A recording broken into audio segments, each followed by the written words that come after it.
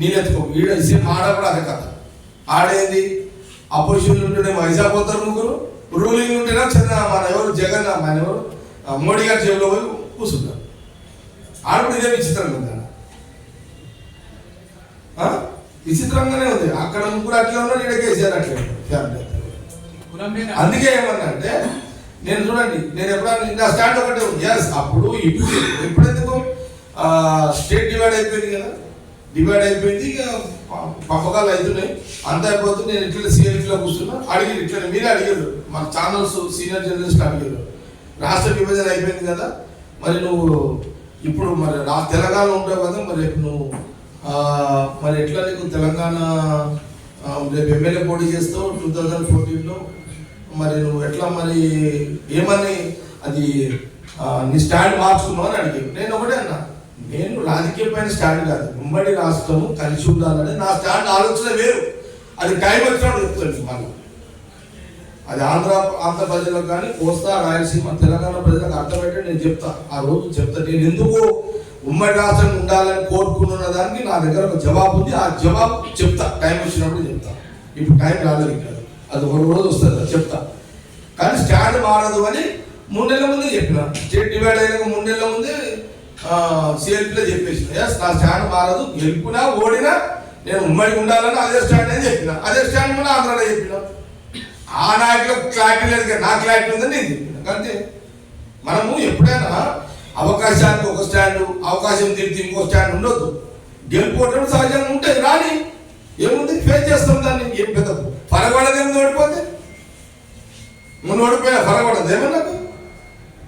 అప్పుడు ఓడిపోయినా 10 ఏళ్ళు లేనా లైవ్లో, 10 ఏళ్ళు ఒక కేసీఆర్ గవర్నమెంట్ 10 ఏళ్ళు నేనే కదా ఫేస్ చేసింది ఎక్కువ సమస్యలు కాంగ్రెస్ పార్టీగా, నేను ఫేస్ చేసిన ఎక్కువ, నా తర్వాత మీతో ఫేస్ చేసాను. నేనైతే కేసీఆర్ సొంత జిల్లా కదా, నేను సొంత జిల్లాలో కేసీఆర్ సొంత జిల్లాలో రాహుల్ గాంధీ గారు 2010లో సభ పెడితేనే షాక్ అయిపోయారు వాళ్ళు. అసలు జగ్గారెడ్డి ఏంది, సంగారెడ్డి హెడ్ క్వార్టర్ ఏంది, ఈ సభ ఏంది, సంగారెడ్డి ఆ జిల్లాలో ఏంది, రాష్ట్రపతి కదలడం ఏంటి, షాక్ తినే అక్కడ జగ్గారెడ్డి అని. అప్పుడు కేసీఆర్ హరీశ్రావు మొట్టికాయలు వేసినట్టు హరీశ్రావు కోపం వచ్చింది, ఏం చేస్తున్నాడు మరి వాడే, వాడు పెద్ద కథ చేసిండు, వాడు కాంగ్రెస్ పార్టీ రాహుల్ గాంధీ సంగారెడ్డి మన జిల్లాలో ఇంత పెద్ద మీటింగ్ ఏదిరా నాయన అన్నాడు. అది చూసే కదా నా మీద ఒక కేసు, అందరూ నా స్కామ్, నేను ఒకటి కాదు, కేసీఆర్ ఉన్నాడు, హరీష్ రావు ఉన్నాడు, రాష్ట్రం చాలా మంది ఉన్నారు. నా టైం బాగా నేను తెచ్చి నా తీసిరు, లోపల వేసిరు. ఎందుకు వేసిరు? ఆ సభ చూసేసిరు. ఏది 2017 రాహుల్ గాంధీ సభ చూసేసిరు. మళ్ళీ కొట్లాడినప్పుడు మజాగా ఉన్న ఆస్తులు నా కార్యకర్తలే వాళ్ళ వీళ్ళే ఆస్తులు అమ్మి 2017 అంత పెద్ద సభ చేసిన. ఉత్తమ్ కుమార్ రెడ్డి పిసిసి ప్రెసిడెంట్ అప్పుడు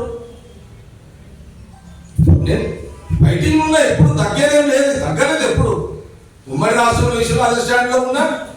ఎందుకు ఉమ్మడి రాష్ట్రం అన్నది టైం వస్తుంది, తెలంగాణ ప్రజలు క్లారిటీ ఇస్తే ఇచ్చిన రోజు జగ్గారెడ్డి చెప్పిందా, ఇప్పటికే అందరూ అనుకుంటారు లోపల, జగ్గారెడ్డి చెప్పిందా కరెక్ట్ అయిందిరా నాయన అని చెప్పి.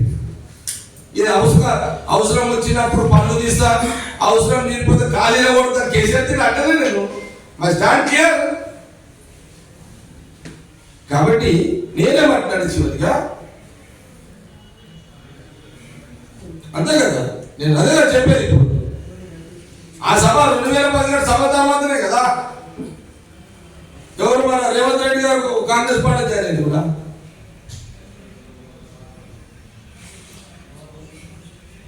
2017 సభ తర్వాత